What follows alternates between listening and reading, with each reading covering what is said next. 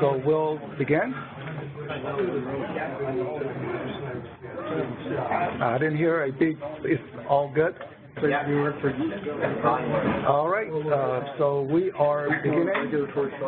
Welcome to another Realtor University lecture series.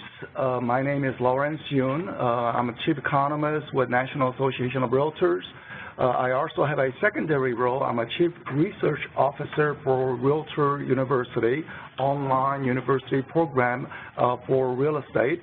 And today, well, we are very honored to have Dr. LaVaughn Henry with us to discuss the young adult behavior, their income, savings, debt patterns, and also how this could be impacting the real estate market. We have seen that first-time buyers, the age when they are buying has been delayed. It used to be in the late 20s, now it's in the early 30s. So, what is causing that or what we can anticipate from it. Dr. LaVaughn Henry has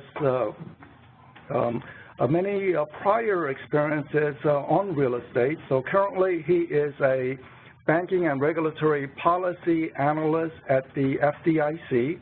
And prior to joining FDIC, he worked at the Federal Reserve Bank of Cleveland as vice president and senior regional officer. And before that, various real estate-related organizations, PMI Mortgage Insurance, Fannie Mae, and OFAIL, Office of Federal Housing Enterprise Oversight. I think today is a different name, Federal Housing Finance Agency. And the Resolution Trust Corporation, I guess back in the 90s when there was a lot of foreclosed property, how to dispose the foreclosed property. And I had also worked at the U.S. House of Representatives. Dr. Henry has a degree, a master's degree from Harvard, PhD from Harvard. So before turning over to you to discuss this very important topic, I always ask this question. What motivated you to want to become an economist? Is that something spark or just slow process? I can say something spark, and then I can give you the political answer, I can give you the honest answer. Let's go. Honesty works in Washington once in a while, I guess. The honest answer was I was a sophomore in college, and I was a big frat guy. Frat guys like beer. I showed up about 11 o'clock to my first economics class, and the guy was talking about the theory of diminishing returns, and he was using getting a beer in the desert. It clicked, okay? So I said, if they give out beer, I can do this major. And I have to admit, I've never once regretted that, the major nor beer. That's really why. And I feel that, as we all know as economists, I believe we should all know, it's not the study of numbers. It's not the study of interest rates and houses. It's a study of people's choice, and that's what makes it so interesting. Why do people do what they do? And us as economists, our role is to measure it and to make it better. That's the honest answer. How's that one? Great. Excellent. Harvard. Everyone knows Harvard, top ranked institution. It is. What was your dissertation topic and some professors that you have worked there with? My dissertation topic, and I actually won an award for my dissertation, and that was the most boring dissertation in the history of America. But, joke there, but probably would have won that award if it existed. The name of my dissertation was, let me go back a little way here, it was the theory, use, and valuation of covenants and debt contracts, empirical evidence on the use. Basically, if a company loans someone money, what's it cost? How do they structure the contract? What's the value to each of the contracting parties? See, it already tells you it's going to be boring, right? Professors that I really connected with, Dr. Richard Caves, who was my advisor, Dr. Paul Asquith, and most recently, someone I had not seen in 30 years who happened to come to Cincinnati to my Fed, Dr. Ben Friedman. Oh, good, great. Dr. Henry and I have been in various forums on real estate, and I'm for at least 10 years. And I'm very thankful that he could find time to make a presentation today. The rules of the game is that he will present for about 30 minutes. That will give us about 15 minutes at the end for question and answer, and we will end exactly at 1 o'clock in terms of the video recording. Now, if you have questions afterwards, I'm sure Dr. Henry will stick around for you. Right, great. I will just turn it over to you. Thank you very much, Doctor. Well, let me begin, please, by saying thank you for attending today. I will share with my friend George here that it's been 20 years. It took me 20 years to finally get back to D.C., and I'm not going away again. But I really enjoy coming back to a town that really does care about economics, has impact on policy, and thinks the deep thoughts. And that's what I want to do today. But I'm not sure how deep, because these are more so observations. And these observations are on the income, saving, and debt habits of young adults. And I preface that by saying I'm using the word young adults because in nowadays parlance we like to say the millennials. But this analysis that I'm providing you really is cut by age over time. And the quote-unquote millennial generation, those aged approximately from 18 to 34, were not truly millennials in 1989 when this analysis started, right? But you'll hear me say young adults for consistency's sake. Now, why is this important? Let's look at the population shares of each of the cohorts right now, and you'll see. According to research done by Robert Fry over at Pew Research Center, millennials have now, as of 2015, passed baby boomers in their presence in the economy, in the population, being approximately 24%, let's call it 25%, 1/4 of the broad population, surpassing the next largest baby boomers. And I will tell you that, in my humble opinion, is a pretty conservative number because Dr. Fry uses start date, I believe, 1979 and ends in 1997. If you go to a more liberal measure, probably millennials didn't stop until about 2004, meaning there's probably closer to 30% presence in the economy, okay? So we're talking about, any way you cut it, a large amount of people in this economy are characterized as being part of the millennial generation, that new generation in thought, in action, and ultimately in home buying preferences. Now, question becomes, are they really that different? You're a millennial, I'm assuming, unless you really look young and are actually 45 years old. You think your generation is different? I think we've had some different experiences, yeah. I think this young man here is dead on to the final conclusion. What makes the millennial generation, the young adult generation, different, in my humble opinion, and the data will show this, I believe, they've lived through a very different set of economic, social, and political environments, never before seen in our economy. And their response, for the most part, has not been that distinct from other age groups for the most part. But it's because of the environment they've been placed in and have experienced, that's what's unique to this generation. And let's prove that. What I have here, first let's look at income patterns in the generation.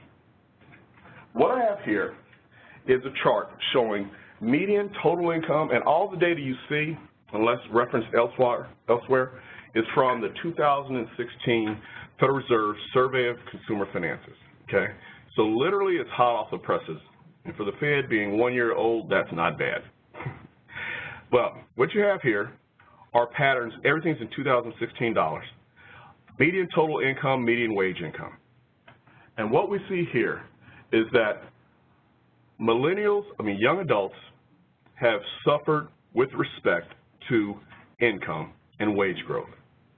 In real dollars right now, millennials are being paid less than they received in the 1990s. Now, what I don't want to be is a person of doom and gloom and say that, yeah, look how bad it's been, things are staying bad, because if we look at what's happened as of recent, in the last 3 years, and I do this in triennial numbers because the SCF comes out every 3 years, what we see is that of all age groups, that being, just to recap real quick, you have the youngest generation, 1834, then you have the 35 to 44, 45, 54, 55, 64, and on up. What you see is that of all groups over the last 3 years, young adults have seen the greatest growth in median wage income. But that follows years and periods of which they experience the weakest growth. And that speaks to something that Lawrence was saying earlier about the delayed housing decision response, okay? If we look back in the period of 2007-2010, you'll see the blue line coming down to about 17% decline in real wage growth for millennials. That was the period of exceptionally high unemployment rates and, most importantly, delayed entry into the workforce. Those things caused, for lack of a better way to put it, a failure to launch of the generation for at least 3 to 5 years. In my humble opinion, that is the primary cause, among others, but that's the primary cause that we're seeing delayed housing response for that period, for that part of the generation. Continuing on, what did they do?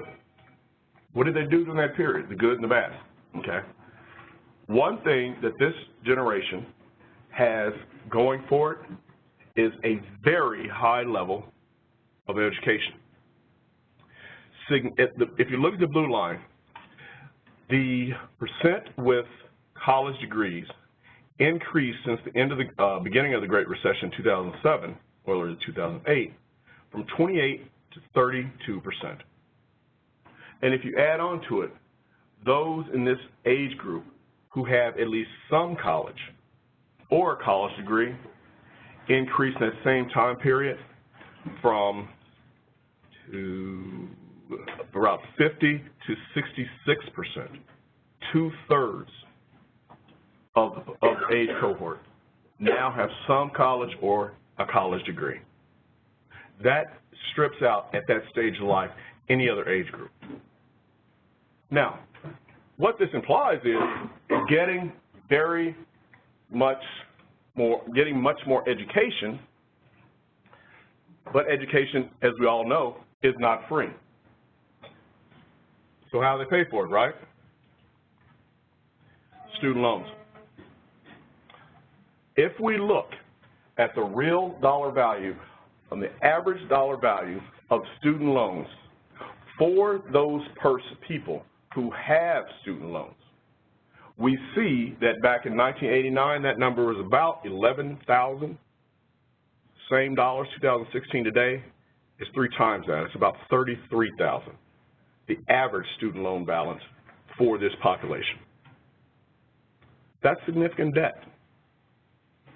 And we also see overlaid that housing decision, that mortgage decision, fell off precipitously in 2007 moving forward from about $180,000 average debt to about $145 now, approximately, okay?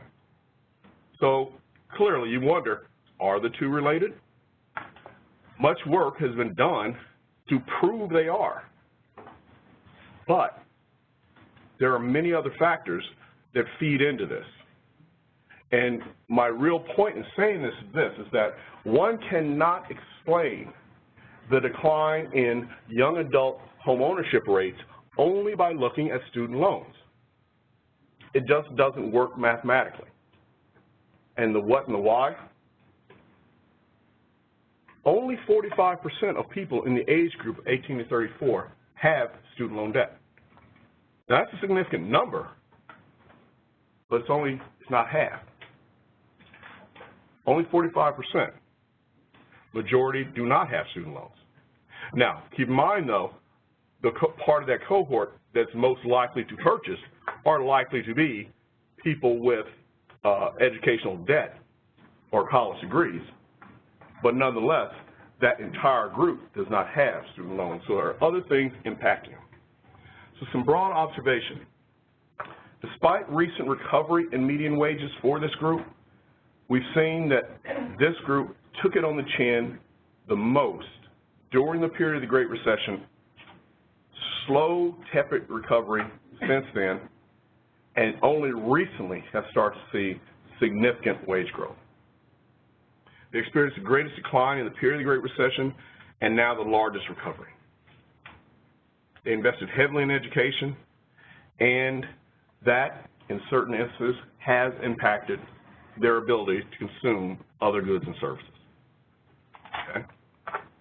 Now, their decision on what to do with that income, to save or to buy. What we see, and this isn't unique, but it is to a greater extent, that the net worth of young adults fell substantially as a result of the Great Recession. From a high in the mid-90s of 19,000 on average, let's go back to 2004, about 18, now down to 11,000. The net worth took it on the chin. The real value took it on the chin. And we haven't seen significant recovery in net worth for this age group as of yet. We have seen some in the oldest age groups, okay? But for this age group, net worth has been pretty much stagnant for the last 6 to 9 years. But what we also see is that this young generation, sir, your name is? Anthony. Anthony's generation, Tony?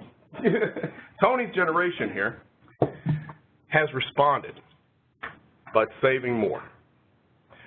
If you don't mind me asking, for those who classify themselves, I always love to ask this question, put people on the spot, but it matters. For those persons here who might consider themselves millennials, are you saving more than you saved before? You raise your hand if you feel you are. Almost every one of you. Ones who aren't, why? But we won't go into that. Almost everyone. They're saving more. This isn't just millennials, okay? We're saving more than we saved before. In fact, if you look broad across the population of the United States, back in 2005, and it's a great thing, let me see what time we have here. It's a great thing to actually see this because back in the early 1980s, and I'm dating myself or whatever, I'm 29 years old, so I like to tell people that, and I believe that.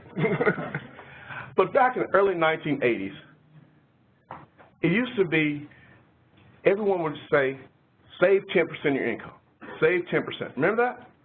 Save 10% of your income, okay? Well, guess what? We actually did back then. The average saving rate in the United States back then in the early 1980s was about 12 to as high as 14%. And then something happened. Late 70s, early 80s, and you know what that was? We found out something called credit. Credit cards, home equity loans.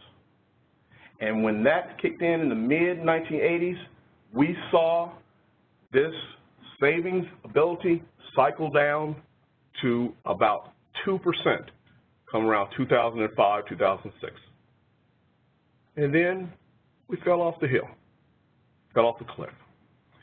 But since that time, we've seen savings rates, and this isn't a true saving rate because this is savings as a percent of assets versus savings as a percent of income. We've seen that savings rate go up temporarily to 8%, and now it's playing around somewhere in the 5 to 6% range. So we're saving more as a group now, and young adults are definitely doing as such. They're saving more, as our quick poll here showed.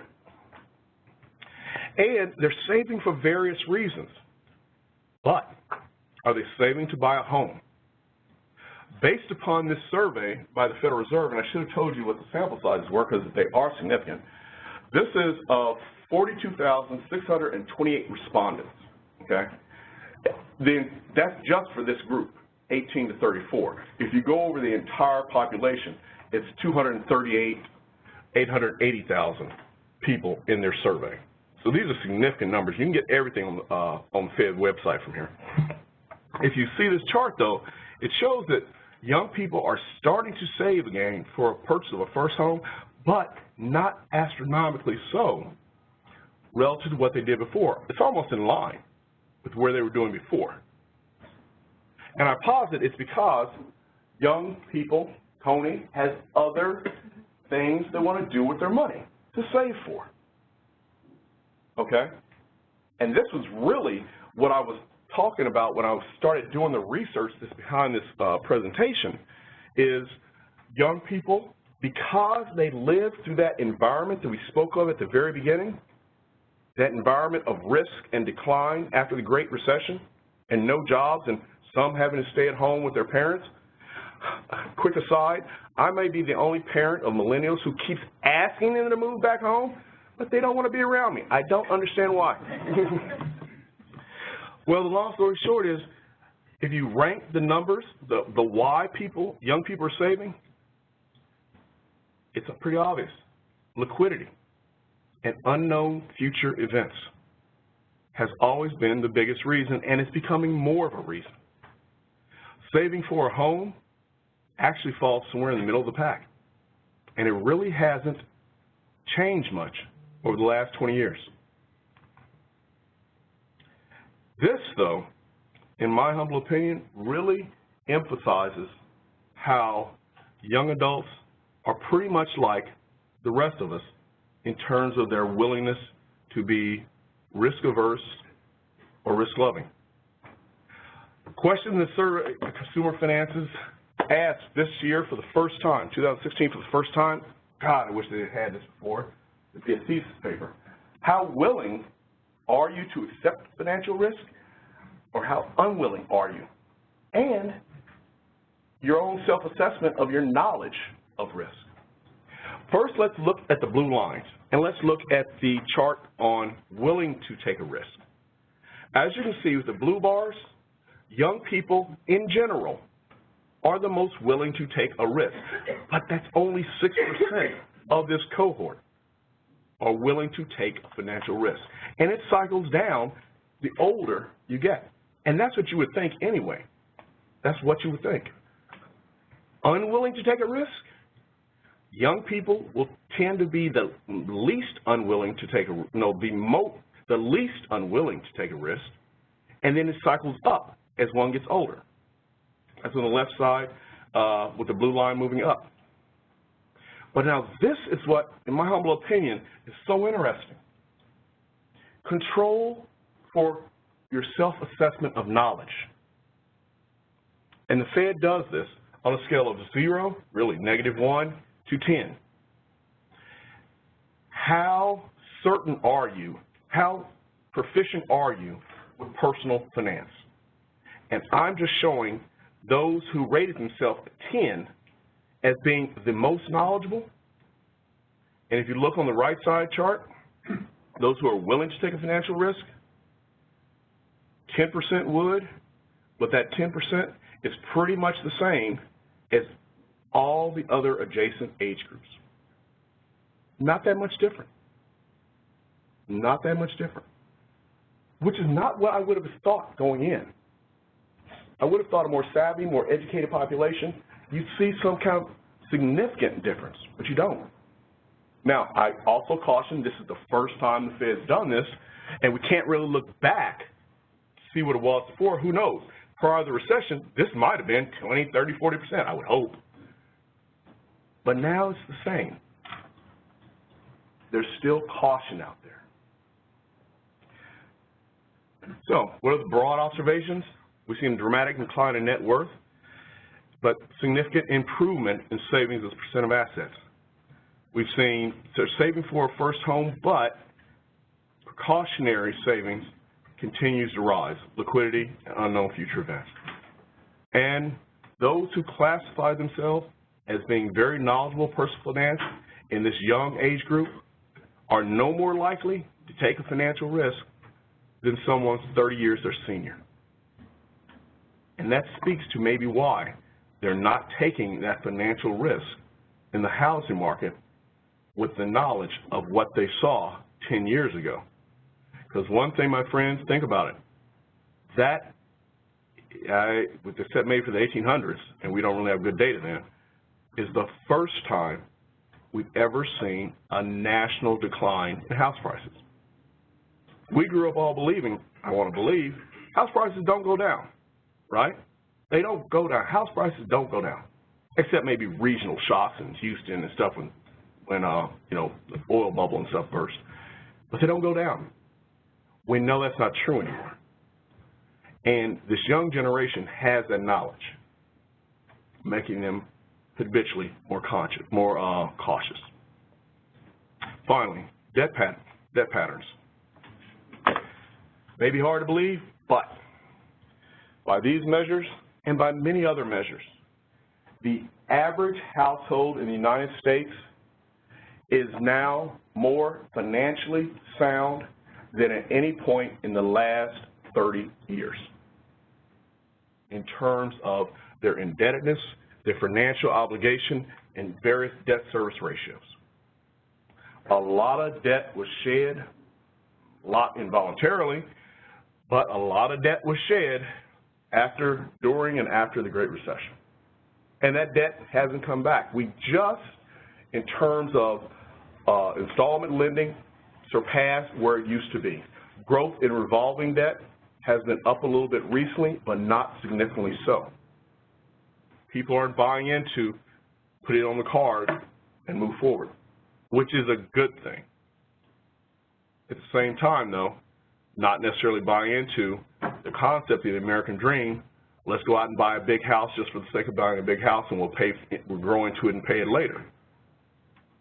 Many young persons, if not delaying that purchase, are choosing to purchase relatively smaller homes, okay?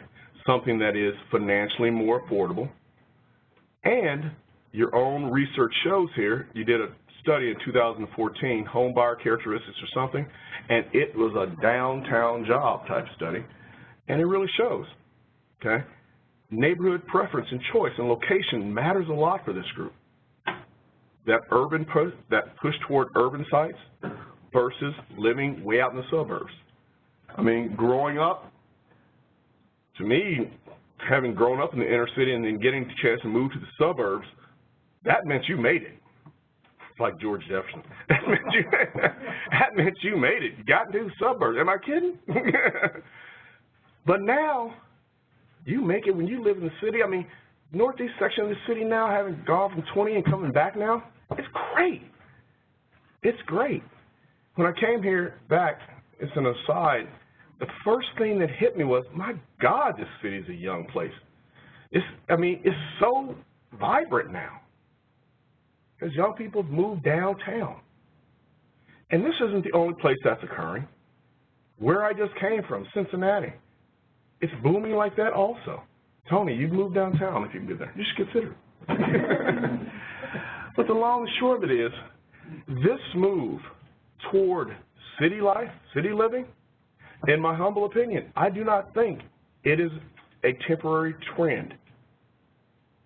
When household formation rates significantly increase and people start having babies at larger numbers, which would be against the trend in most Western developed countries, so think about the probability of that occurring,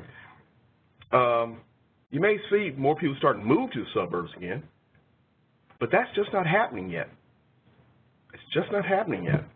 Because one thing to think about, and I really want to step back from this, is that all these other things that are impacting student loans, flat net worth, weak wage growth, okay? Declining marriage rates. Declining rates or flat rates now of flat to slowly growing rates of household formation. Think what it would take for all of that to change. It would take significant economic growth and cultural change. And that doesn't happen overnight. It doesn't happen overnight. So my real thought is, and maybe people in this industry may not want to hear this, is that, yes, the delayed decision for home ownership, especially in the suburbs, has been evidenced, but it won't be something to change fast. It won't happen in 1 or 2 years. It will take significant economic and cultural growth to do it. So that's how come it occurred. Because if you look at recent history, home ownership rates for this population were growing up until the period of about 2004 to 2007, when it peaked. But all those other things were not necessarily occurring the way they're occurring now. So they're impacting it in different ways. I just want to end on this. You see debt payments coming down, revolving debt flat, mortgage payments coming down is a function of less mortgages and still cheap rates. Ratio of total debt to total income, pretty flat now, back to where it was in 2007. And credit conditions in terms of young people applying for credit and getting turned down, declining. Credit balance sheets are strong, okay? Average FICO scores have risen. It's now somewhere, what is it, in the 680s? You know that? It's somewhere, whoever follows this type of stuff. Somewhere in the 680s, it's up, okay? Let's put it this way, I just bought a house, so it must be up. So quick observations. Balance sheets of this group and all groups significantly improved. Debt to income ratios are back to where they were in the late 1990s. And negative credit application outcomes are fewer and far between. So basically from a credit standpoint, they can afford it, well they can get approved. But issue is, can they afford it? So let's look what the implications really are then for the housing market. If you look at by any measure, home ownership rates for the young adult population have been in decline. Whether it be for married couples with families, which have declined the least, those are the people I guess moving to suburbs, or single, male or female, or altogether still in decline. Well, not decline, flat, because married couples are actually starting to hold it. But what you also can look at it is this. Now, I don't have a chart on this, but I pulled the numbers right before I left. That's not that different than any other age group other than the oldest age group, okay? If you look at the decline in home ownership rates for young adults age 35 or less, since 2004, when it actually peaked at about 69.1% on an annual basis, to 2016, for young adults, down 8.6 percentage points. For the next group up, down 10.6 over that time period. For 45 to 54, down 7.9. So even for this group, it's not that out of that kilter with broader populations. And let's take a very liberal view that the market peaked in 2007, which it really peaked before that. And from 2007 to 2016, those three groups again, 7.2 for the less than 35, 9.2 for 35 to 44, and 45 to 54, 6.1. If any group should be upset, it's Gen Xers. One, because they don't have a really cool generation name like millennial. But they're the ones who really took it on the chin in terms of dropping in home ownership rates. One implication, putting this all together, is that If you look at the weak income growth, and it's only recently having started to improve, and the delayed entrance, and the choice of location, affordability is the primary driver of this cohort, affordability. And unfortunately, as your own data show, not necessarily heading in the right direction. It's still affordable. It's above 100. It's like 149 or something now, Lawrence, right? Okay. But consider what it was a few years back. Didn't it touch 190 at one point? It's down to 149. Since 2016, it's come down from 170 now to 149. Primarily because of weak income growth and qualifying incomes continue to rise. Interest rates are not the major driver. The interest rates are not the major driver. They've still been flat. But as we see the Fed implement its policies to pare down the balance sheet, it is very likely we'll start to see some kind of movement on there in the next 1 to 2 years, okay, on the long end of the curve. But as your affordability distribution score also shows, there are still areas of this country, Tony, that are very affordable. Go to Cincinnati, please. I will make another aside. I will make you a bet, and I love to bet. Don't necessarily love to pay, but I love to bet. I'm joking on that, but I'm serious. I'll bet you HQ2, Amazon, puts it somewhere in the middle of the country. We'll see. We'll see. You're betting Washington, aren't you? Yeah, Washington, yeah. Well, I'd rather see Prince George's where I live, but but I'll bet they do. I bet they put it in the middle of the country, and you see why there? That's where the affordable property is. And you see a lot of states in the Midwest really investing in education. Why? Because they know young people like that and nobody else wants to live there. And it's cheap to live there, okay? That's my food for thought. Another implication.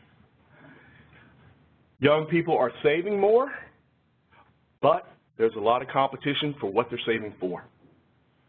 As I said here, if you look at the decision to save for a home, it's in the middle of the pack, about 11%. People responding to the study deciding to save for that reason. Liquidity, 37%.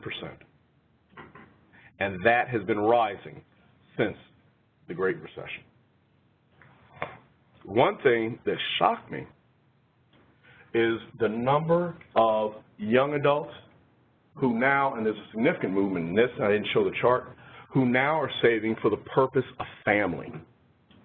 And when I'm saying family, I'm not talking about buying a machine or whatever. Maintaining a family.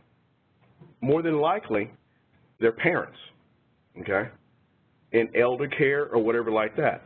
That has become a significantly more important reason over the course of about the last 10 years of this survey that more young people are saving for that family purpose.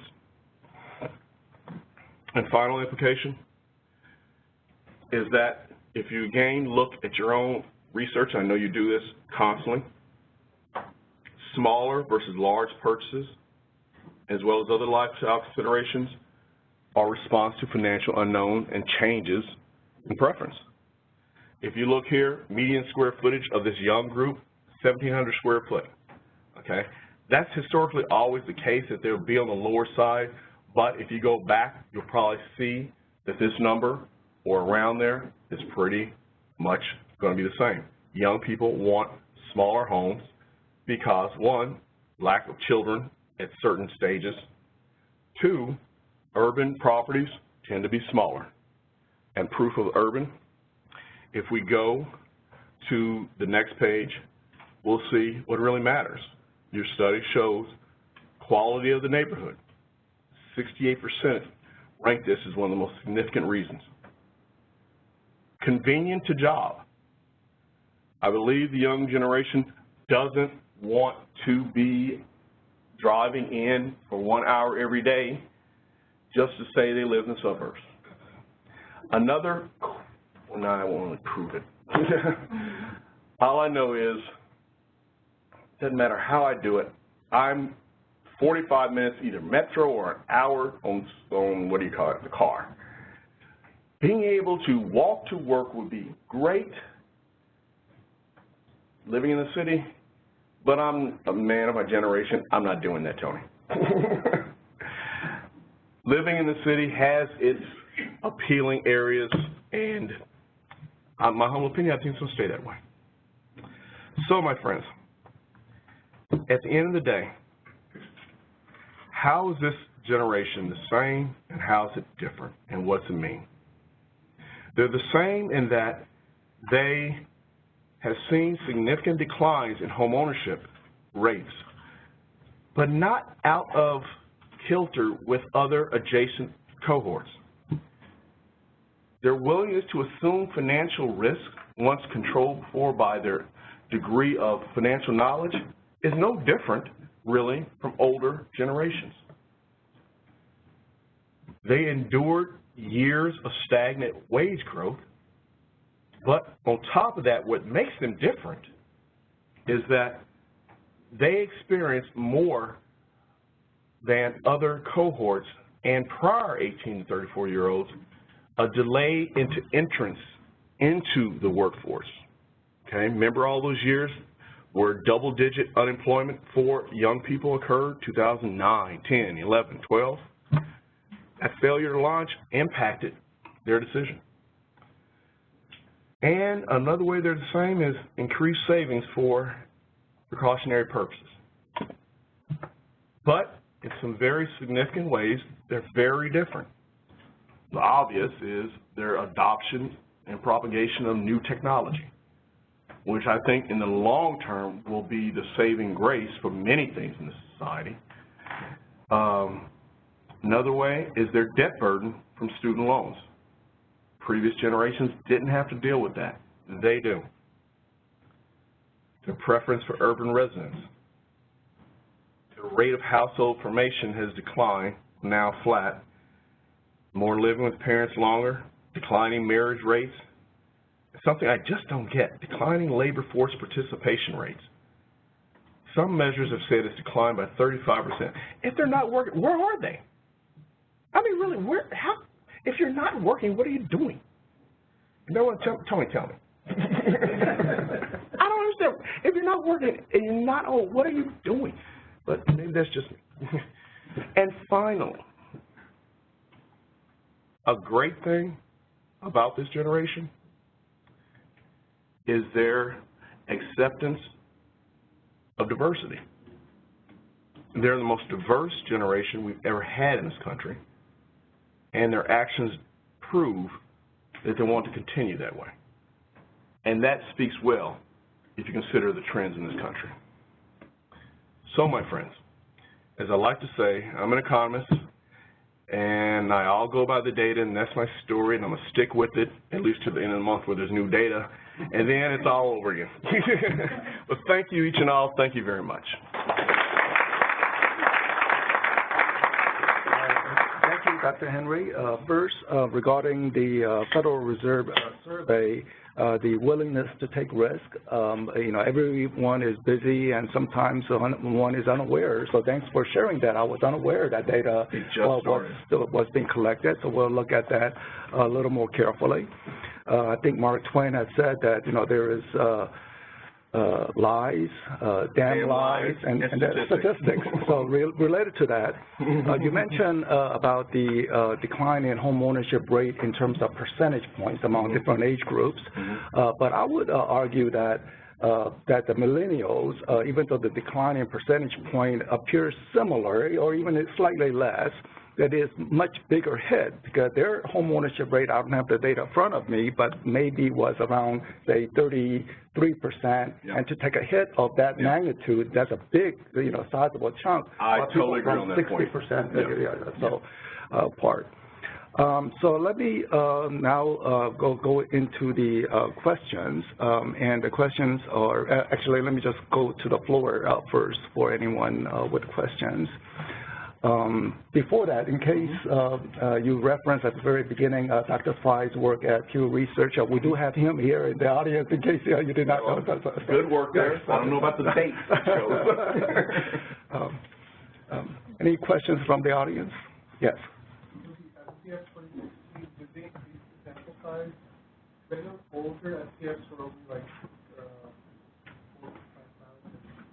Oh, yeah, it's significantly increased. It has significantly increased. And I'll tell you, it's so easy to find this because I stumbled onto it. Go to federalreserve.gov, okay, search bar, SCF, okay. All the data is right there. And you can pull it down, Excel, SATA, whatever, and they have something in the middle that's really a great tool, SDA analysis, and Berkeley, I believe, manages it for them. It works great. Okay. Yes. For the choice liquidity in the future, the savings of liquidity in the future, that also sounds like all of the above. Is there more to that? Well, actually, in terms of definitional, I didn't print out the definition, but I can tell you this. They actually do have another, what do you call it, another category, and that category is no particular reason. So that could be anything, okay? Liquidity, unknown future events, I think it's a little bit different, okay? But you can go and find out. We can actually find out and when we talk again. I get you a definition. Thank you for the feature. I find it a really interesting dynamic because when you look at that millennial generation, the younger generation, they're generally the most financially optimistic. That things will improve, their income will improve, they'll pay down their student loan debt, things will get better. How do you balance those two? Yeah. Well, I am an eternal optimist and I want to balance them, but it's one of these, okay, we're looking at this data here and we're looking at their actions and they may express hope, but the data don't really show that necessarily. However, if you don't control by knowledge level, you do see that decline. You do see that young people are more willing to take risks. One thing that myself and my colleagues from the FDIC, Ed Garnett and Dan Hooper, who joined me here, thank you. They came just to make sure I would have two people arrive. It shocked them that that number wasn't higher than 6%. Shocked me, really, because I would have thought 30, 40%. Oh, 6%. But, as Dr. Yoon said, it's first data cut, okay, and maybe some issues with the data. The millennials, it's good to see their savings rates rising. I think many people just somehow view that as part of just more responsible financial behavior. So we see the savings rate rise, but it's a couple of percentage points here and there in terms of the increase. The wages that you showed was essentially flat, and now only the latest information where they saw some boost to it. So even as people are saving, say, from a little higher wage as recently, now that does not compensate for huge growth in prices, home prices, and I mean, that must be a frustrating thing where people are trying to save for a variety of reasons, and trying to save for home purchase was not the top priority, but still it was there. But it must be very frustrating as people are trying to save a little more, but the prices are just outpacing whatever they are saving. So I can't do anything on that one other than say I agree. I mean, it's obvious that if you want to go, in my humble opinion, the smart route, which is home ownership, and you see the price just reaching away and reaching away, you have to make a decision at some point. You say, give it up or try something different or pick up and move. Now, that might be a response to younger persons moving into the city. As you see those prices go up, you would likely see concomitantly the prices in the burbs flatten or whatever or not go as high. So that might be something to pull them back to suburbs. This year's Nobel Prize winner in economics, Richard Thaler, to quickly summarize, I guess, his whole ideas, why he won the Nobel Prize, to summarize for the general common people is to essentially people are lazy. They like the default option. So they will choose whatever the default option is unless they are pushed into a nudge into something else. Various at the state association, state realtor association level, because there is no movement at the federal level, so some states are trying out. They're implementing home savings account. That is to say that people would save their money into this home savings account, and they can withdraw it tax-free. It's a tax deferral mechanism at the state income. They would withdraw it to purchase a home.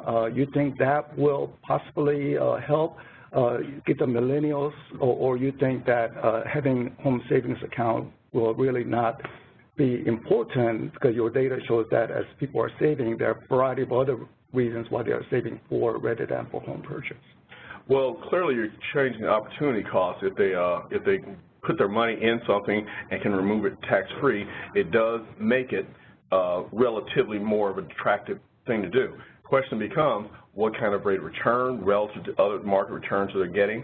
How much are they putting in there? And that's really probably the really important thing. How much can they put in there, and how difficult would it be to actually withdraw and purchase?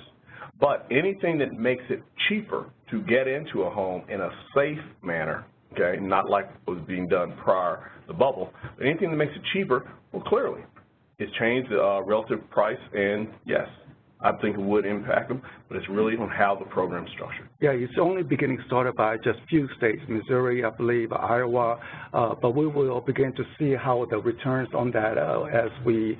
Being from Missouri, that's not going to help because who wants to live in Missouri? I didn't say that. I'm joking. And you are absolutely right. I hope Amazon do choose because people in San Francisco area, Silicon Valley, they're getting paid those six-figure income. Yeah, they're frustrated they cannot buy a home in that area. I will bet you the middle of the country gets it, and we'll see. Other questions from the audience? Yes. Have you looked at savings relative to household composition for the young millennials, the number of children? I haven't, but I can very easily. When we contact each other, I can pull those numbers for you if you want to see it. Okay?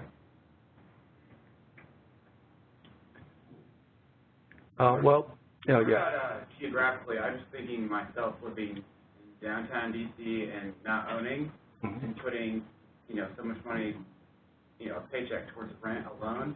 And I mean, I'm not going to speak for everyone, but a lot of my friends talk about this all the time.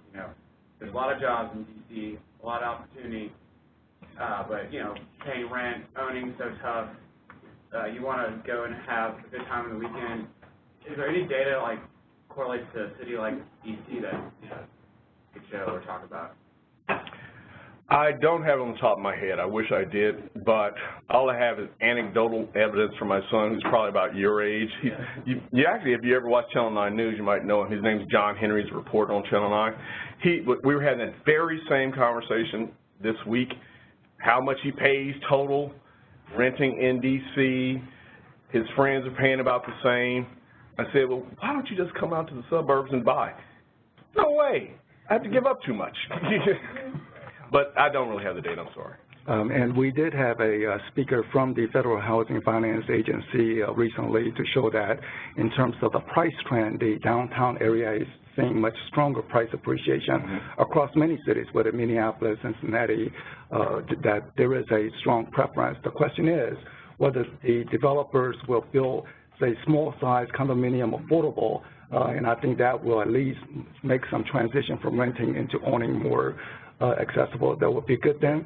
And you reference the George Jefferson for millennials. I know you are unaware of what that is. But for the older generation, I guess the television show at that time, you made it if you made it to the top floor penthouse. But the music that comes on at the beginning of the program is always moving on up. So thank you very much for your excellent presentation. Thank you.